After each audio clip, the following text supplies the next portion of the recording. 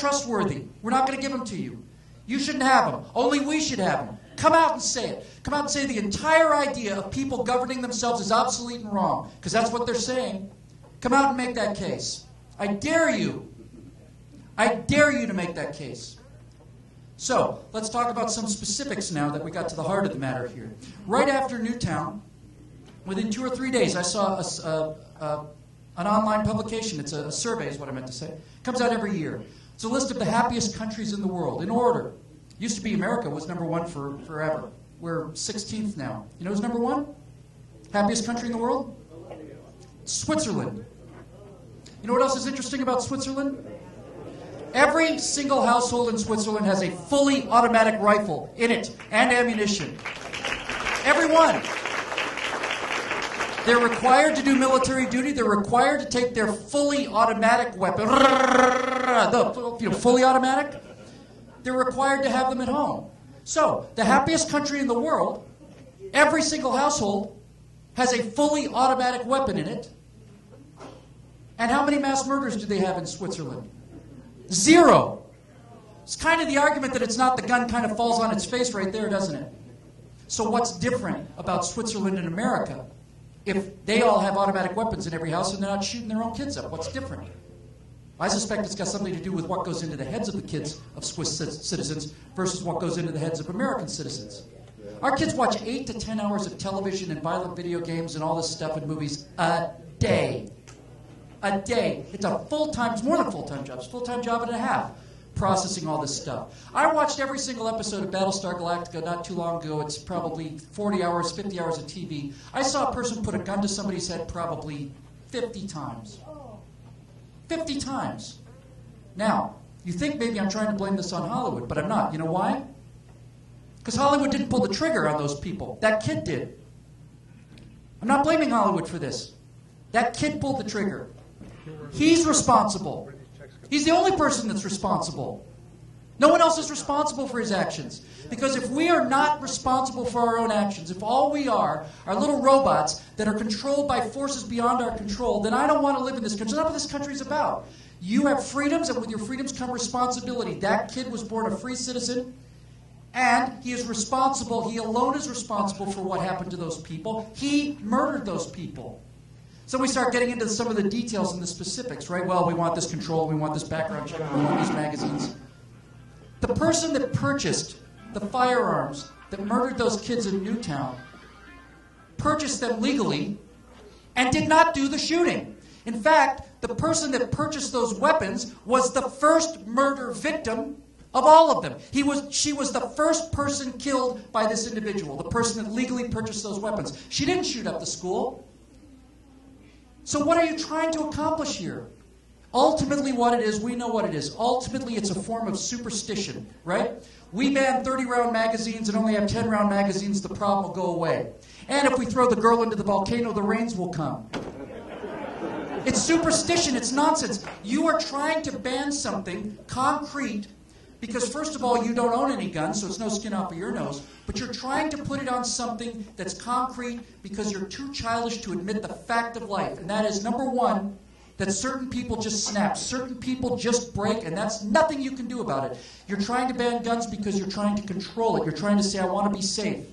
Well, the ultimate argument here, more than any other argument I can make on this, is this idea of safety is nonsense. It's an illusion. It's the product of a society that is so spoiled by so much success and prosperity over so long. This idea that we have a right to be safe. Aren't our children safe in schools? They're not.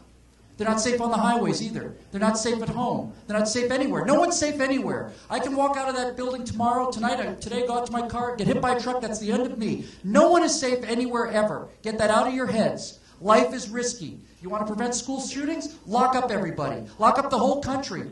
Lock up your children. Lock up everybody. Nobody will get shot. Nobody will get killed on highway accidents. Nobody will do anything. Life is a risk. Now, when I make arguments like this, needless to say, half of the country goes, my God, what a monster. You don't care about these children. On the contrary, I do care about them very much.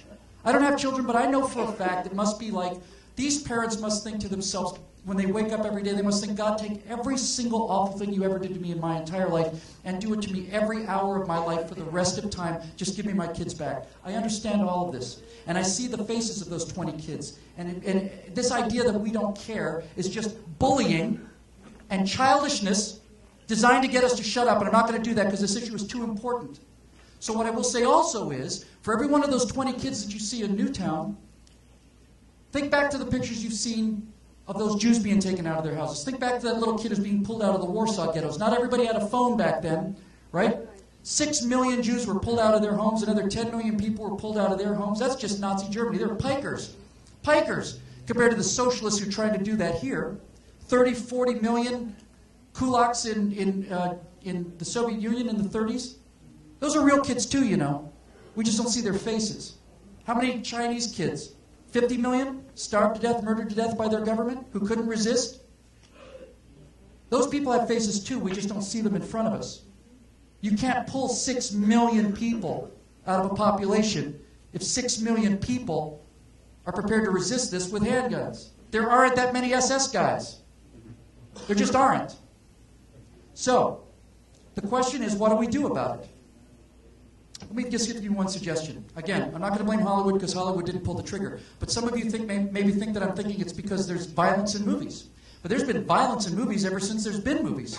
The first feature film ever made was Birth of a Nation. It's nothing but people shooting each other. But up until about, I don't know, fairly recently, the mid-'60s, but more and more as we get on. When somebody got shot in the movies, they went, ah, and down they went. Ah.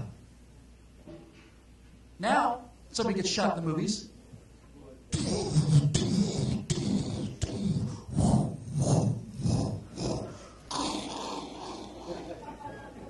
People are doing flips in zero gravity. And it's not even that. Here's what it is. When John Wayne pulls out a revolver, shoots a bad guy, it's a good guy shooting a bad guy to stop a crime being committed. John Wayne never murdered anybody in the movies. Never walked up to somebody, shot him in the head. Never happened. What we see now is not just the glorification of gun violence. It's virtually pornographic. And if you don't believe me, ask the kids. What does the data say? It says that guys like Dylan and Klebold were part of the black trench coat gang, and so was this last kid. I'm sorry I mentioned their names, by the way. If it were up to me, I'd never mention their names again. The guys who shot up Columbine, black trench coat gang. The guys who shot up Newtown, black trench coat gang. The guy who shot up the movie theater in Aurora, big kind of a comic book Batman kind of fan into this whole thing. What does the black trench coat mean? This may not mean much to some of you, but it means Trinity and Neo from the Matrix, walking into that lobby with 17 automatic weapons on them. They go through the metal detectors, shoot the cops.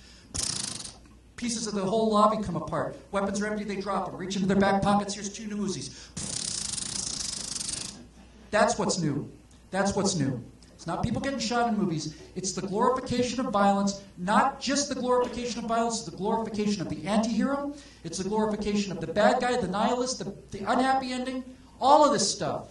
Used to be that crime didn't pay in the movies. It pays now. Who are the heroes now? Who's the hero of Breaking Bad? He's a meth dealer. Who's the hero of Broadwalk Empire? He's a booze smuggler and a murderer. Who's the hero of Dexter? He's a serial murderer. How much of this stuff do you think you can put into kids' heads before 1 in 100,000 of them doesn't snap? Maybe we should be looking at this.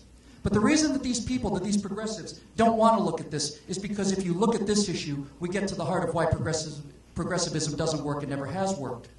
They cannot accept the fact that there is, in fact, some force that we like to call evil that inhabits individual hearts and makes people do appalling things. And in a world where we've become so safe and so secure, we're not even allowed to die of diseases anymore. We cannot accept the fact that this still goes on. And so we try to blame the magazine or the piece of steel that lies there. What we don't want to do is we don't want to face the fact that people are imperfect. We don't want to face the fact that sometimes bad things happen. Our forefathers and foremothers, if there's such a term, came to this country and would have 12 children, and half of them wouldn't get to be 7 years old. Those kids are just as real as the kids at Newtown. They understood life and death is part of life and death. It's not an excuse, right? If we really want to get to the heart of this issue, we should be looking at how badly we've abandoned these generations. Because I'll say one last thing on this issue, and this is going to really upset the progressives. But if you look at these individual kids, I've done a little bit of case study on these big mass shooters. They have in common, it seems to me, one thing with 85% of the violent criminals in American prisons. There's only one thing that 85% of all criminals have in common. It's not race, it's not class, it's nothing. You know what 85% of them had in common, plus these kid shooters? No fathers. They had no fathers. They had no fathers. They had no one to step in there, somebody they loved and admired, and say, this is wrong, don't do that. All they have is Neo and Trinity, moving in slow motion, flying through the air, pulling brand new automatic weapons out of their trench coats. That's all they have. We've abandoned those children. It's not our fault, but there they are. Keep it in perspective. Don't throw out the baby with the bathwater. Understand that bad things happen to people sometimes. Look out for these kids. The same day as Newtown, or a day after, or right before, some kid was turned in by people who saw him on Facebook saying, I'm going to shoot up a school. Somebody said, well, maybe we ought to take this seriously. So they sent the police over to his house, and sure enough, he was planning to shoot up a school. But he didn't, because somebody paid attention. Because somebody did something beyond their, well, he's probably not kidding. I'm not talking about psychological testing. I'm not talking about getting in other people's business. But honestly, most of these kids have been giving out warning signals for years and years and years and years. What do they say about these guys in common, by the way? Oh, yeah, he was a loner. He was strange. No one ever talked to him. Ultimately, we got to understand that people are not perfect or perfectible. And that if you try to make them perfectible, you end up killing 125 million of them. Next question. 10 more minutes. Yes, sir. It's hard to follow that one up. One of the things that was a big issue in this, your predecessor's election, was the voter registration. And the idea that somehow voter registration was akin to the poll taxes. I'd like to answer that about that. I'd love to. Oh, boy.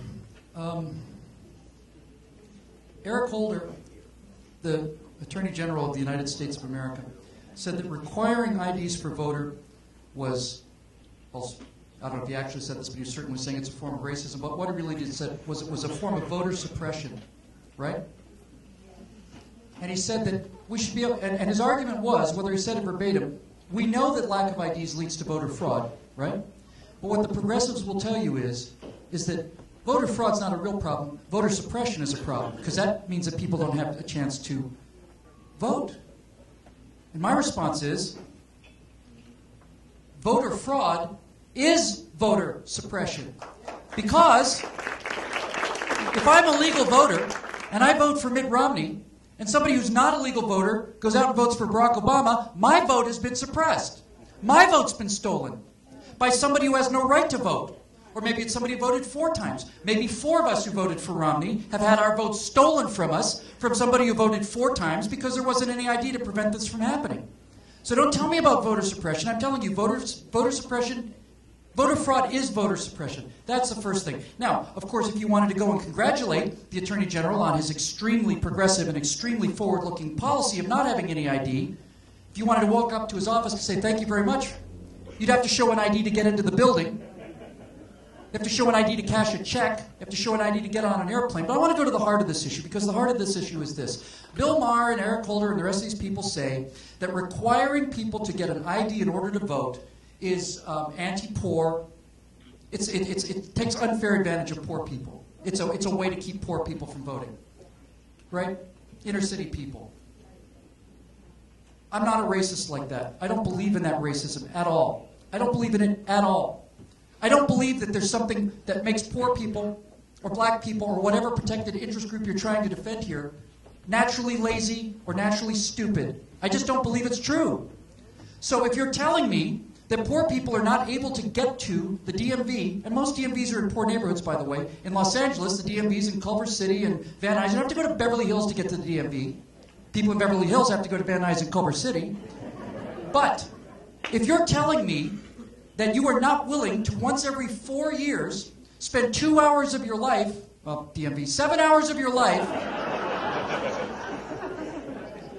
doing your civic duty so that you can provide an ID so that you can determine the course of the most powerful country in the history of the world, then maybe you shouldn't be voting. Maybe if that's too much trouble for you, 2-3 hours every 4 years, too much trouble, maybe you shouldn't be voting. Maybe you need to rethink this whole thing.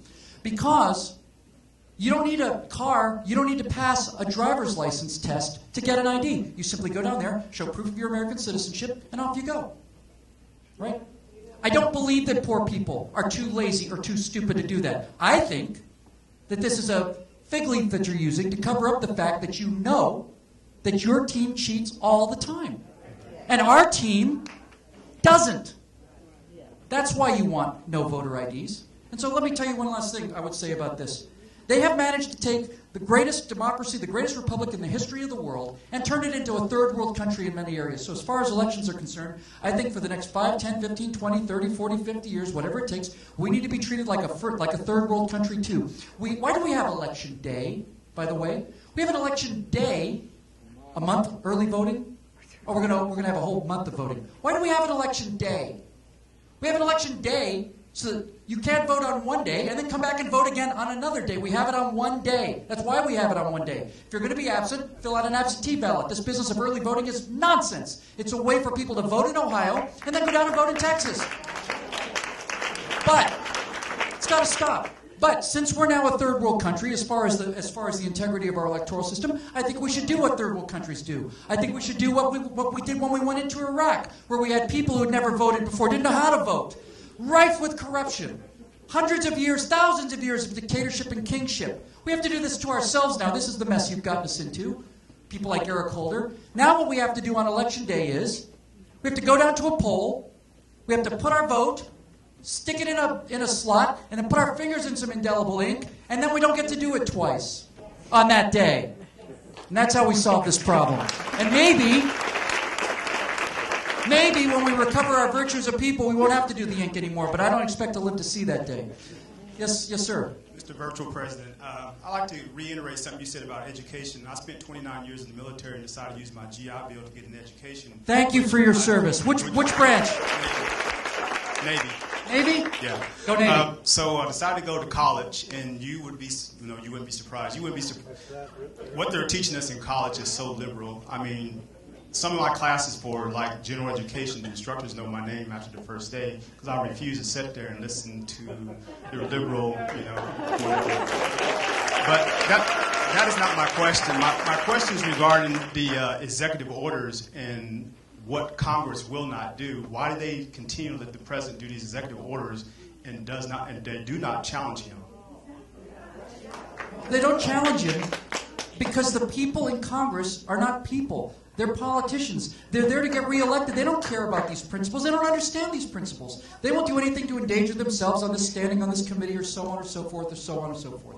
Let me talk about executive orders for a minute because I think you're really right on the heart of the issue, as usual, for people in the Navy whose IQ is probably 7 or 8 times that of liberals in places like San Francisco. You'll often hear, by the way, this is just for your benefit, sir, as a small token for your service to this country. I've often heard liberals in Santa Monica and Beverly Hills say, oh, my son's far too good to ever go in the Navy. Those people are barely idiots. And I say, there are 17, 18-year-old kids who are parking $60 million jets 6 inches off of a floating city run by nuclear power that's got 5,000 people and is plowing through gale force winds at 30 knots. And your kid doesn't get up till 3 o'clock in the afternoon. Really? You're so much smarter than these people? Give me a break. Look, executive orders, I understand on principle that if the President of the United States wants to increase the budget for the website or whatever, and he needs to add 7 people to the budget, or whatever, I understand that certain very simple housekeeping tasks are probably not worth putting in front of Congress to make a new law. I get that aspect of what executive orders were intended to be. But the fact is that an executive order is a way to put a legal precedent down that does not have to be reviewed by the people. That's all it is. It's just that simple. It does not have to be reviewed by the people. That's why we have legislation. We have a legislative house representing the people who will then decide whether this president's particular bill is in the interest of the people, yes or no. And every time that there's an executive order, whenever President Obama says, well, I've got to act, I can't wait for Congress, Impeachable. That sentence is impeachable right there. I've got to act, I can't wait for Congress. What are you, the king?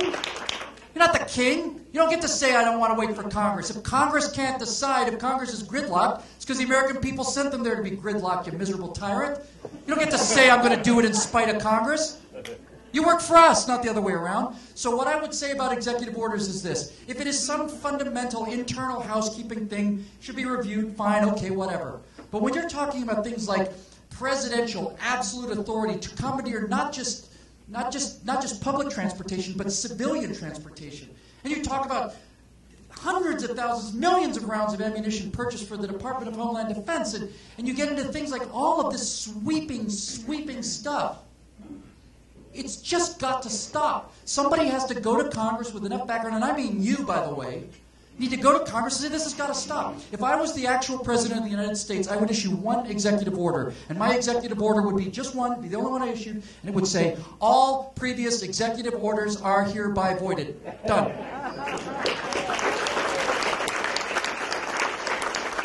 Just to close the thought, the reason I would do that is because if it is not in front of the American people, if I'm not willing to take it to the American people, I shouldn't have that power. I don't want that power. People who understand how this thing works understand that that's the power that corrupts things. If I can't take what I'm doing to the American people without their approval, then I shouldn't be doing it. I hope that answered it for you. And thank you again for how many years? 30 years in the Navy? Go Navy.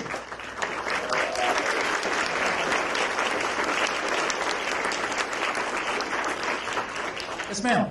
Hi, Mr. Virtual President. Speaking to the people here in Ramona, we're all listening to you. But what do we do about the rest of the Americans who are listening to CBS, NBC, and not getting the truth? I have an 11-year-old relative that thinks the 9/11 in New York was caused because President Bush was not nice to Obama. And this is what he's learning at 11 years old. How do we get the word out? How do you get the word out, Mr. Virtual President, to the rest of the people? You're speaking to the choir here in Ramona. I know. Thank you. Oh, you're welcome. This is one of those things when the magnitude of it really sits in, it's enough to make you just want to just pack it up and go home. And so the first thing I'll say is we just have to resist the temptation to pack it up and go home. There is some good news in this. The Democrats, again, in this last election had all of the news media on their side, all of it. Bringing up stories about Republicans that weren't true, bringing down 30 researchers sent to Wasilla to find out dirt on Sarah Palin and nothing on Barack Obama. So the news media is not only attacking conservatives, it's also inventing stories about conservatives, but doing much worse than that. Their job is to root out the truth, just utterly covering up things like Fast and Furious and Benghazi. So we have that headwind. We got the cultural headwind of every single movie star and every single